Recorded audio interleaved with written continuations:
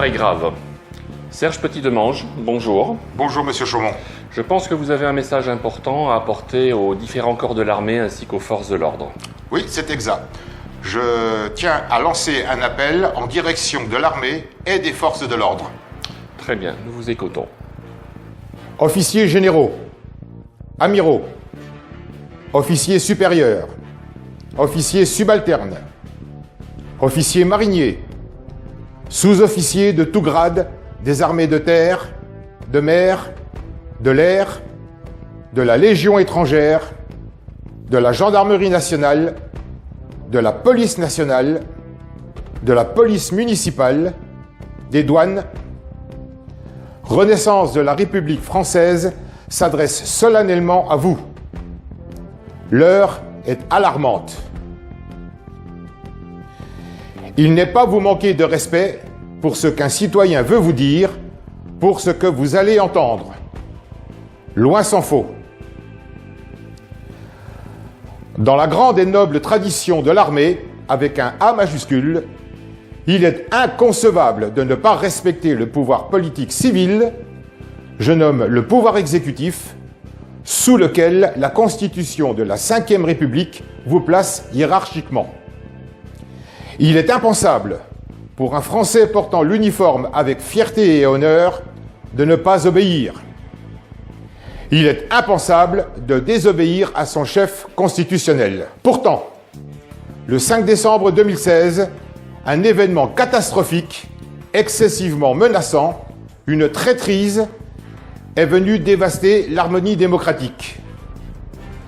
Un second événement en découlant directement est né le 9 mai 2018. Pour celles et ceux d'entre vous qui ne le savent pas encore, et cela peut se comprendre vu la rétention volontaire d'informations par quasiment l'ensemble des médias, le moment est venu de vous alerter très précisément, sans laisser le moindre doute, quant à la situation de notre patrie.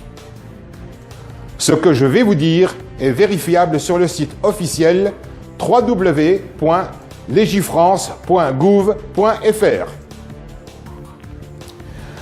Le 5 décembre 2016, le Premier ministre de l'époque, Manuel Valls, a décrété la création de l'Inspection générale de la justice, plaçant l'autorité judiciaire, l'un des 3 piliers de notre démocratie, sous le contrôle direct du ministre de la Justice, sous le contrôle direct du pouvoir exécutif. Ce décret porte le numéro 2016-1675. Il a été publié au journal officiel numéro 283 le lendemain 6 décembre pour une entrée en vigueur le 1er janvier 2017. Pourtant, l'indépendance de l'autorité judiciaire, s'agissant des magistrats du siège, était garantie par l'article 64 de la Constitution. Le président de la République de l'époque, François Hollande, pourtant constitutionnellement garant de cette indépendance, ne s'est pas opposé à ce décret. Il a failli à son devoir. Il a trahi. Sachant les études que vous avez suivies, vous ne pouvez ignorer que la Constitution du 4 octobre 1958 déterminait très clairement la séparation des 3 pouvoirs. Le pouvoir exécutif, le pouvoir législatif, l'autorité judiciaire. L'article 16 de la Déclaration des droits de l'homme et du citoyen du 26 août 1789, référencé dans le préambule de la Constitution précitée, dit ceci. Toute société dans laquelle la garantie des droits n'est pas assurée, ni la séparation des pouvoirs déterminée, n'a point de constitution. Puisque violation de la séparation des pouvoirs il y a, la Constitution de la Ve République est défunte le 1er janvier 2017. Les conséquences de cette disparition sont historiques, dramatiques pour l'avenir du peuple, pour son devenir, pour votre avenir. Pour la plus importante de ces conséquences, en l'absence de constitution, sauf à admettre l'état de dictature, quel que soit le candidat, l'élection présidentielle du 7 mai 2017 était tout simplement impossible. Je suis conscient que ce que je vous affirme est gigantesque, monstrueux, mais c'est ainsi. Je le répète, sauf à admettre que la France est entrée en dictature, M. Emmanuel Macron ne peut avoir été élu président de la République. Il usurpe la fonction publique de président de la République avec toutes les conséquences pénales attachées, notamment celles prévues à l'article 433-12 du Code pénal. Les répercussions sont de la même engeance, colossales. Ne pouvant, en l'absence de constitution, être président de la République, M. Macron n'a pu nommer M. Édouard Philippe Premier ministre. De ce fait, l'illégal Premier ministre n'a pu proposer les membres de son gouvernement à M. Macron. La France est officiellement gouvernée depuis plus d'1 an par des usurpateurs. Concernant l'armée, M. Macron, illégitime locataire de l'Élysée, n'a pu nommer le général François Lecointre, chef d'état-major des armées, en remplacement du général Pierre de Villiers, démissionnaire.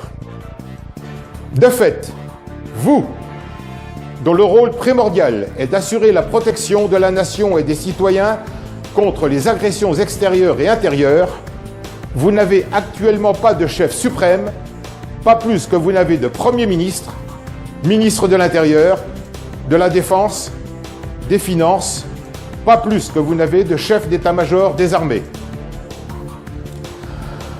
Le projet de loi constitutionnelle numéro 911 du 9 mai 2018, présenté par l'exécutif, n'est ni plus ni moins qu'une nouvelle constitution fondant la 6e République.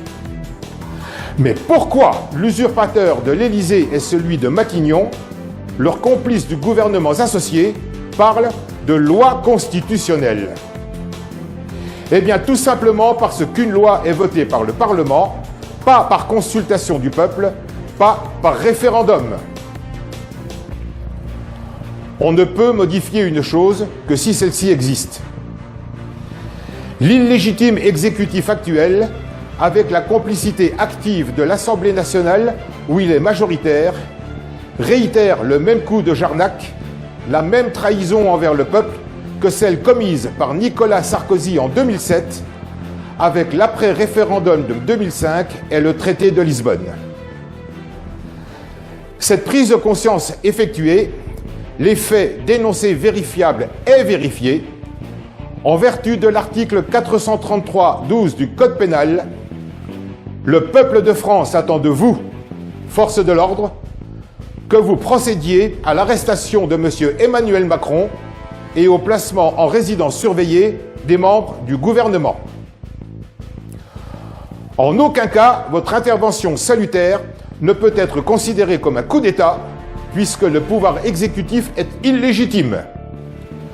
Nous sommes plutôt dans le cadre d'une opération d'assainissement public.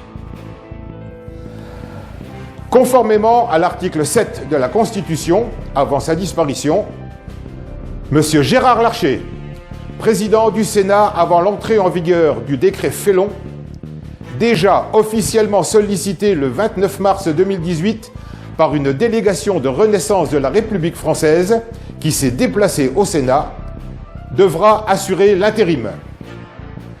S'il se soustrait à cette responsabilité constitutionnelle ou est empêché, l'article 7 prévoit que c'est le gouvernement qui devra alors assurer l'intérim. Mais ce gouvernement, illégitime comme démontré clairement ci-avant, ne pourra pas assumer cette fonction. Reste le président fondateur de Renaissance de la République française, volontaire qui, si elle lui est proposée, acceptera cette charge, comme déjà officiellement annoncé le 13 novembre 2017, le temps nécessaire au rétablissement légal de la Constitution, au rétablissement de l'état de droit, au rétablissement de l'entière souveraineté du peuple. Je ne saurais trop alerter la Direction générale de la sécurité intérieure du rôle qu'elle va avoir à tenir, soit aux côtés des usurpateurs, avec une moralité assimilable à celle de la police de Vichy durant la Seconde Guerre mondiale, soit aux côtés du peuple. Je recommande au garde du corps de M. Macron de lui conseiller de présenter sa démission au plus tôt, se rendre avant la commission d'actes incontrôlés, irréversibles, irréparables, dont il devra assumer l'entière responsabilité associée au gouvernement.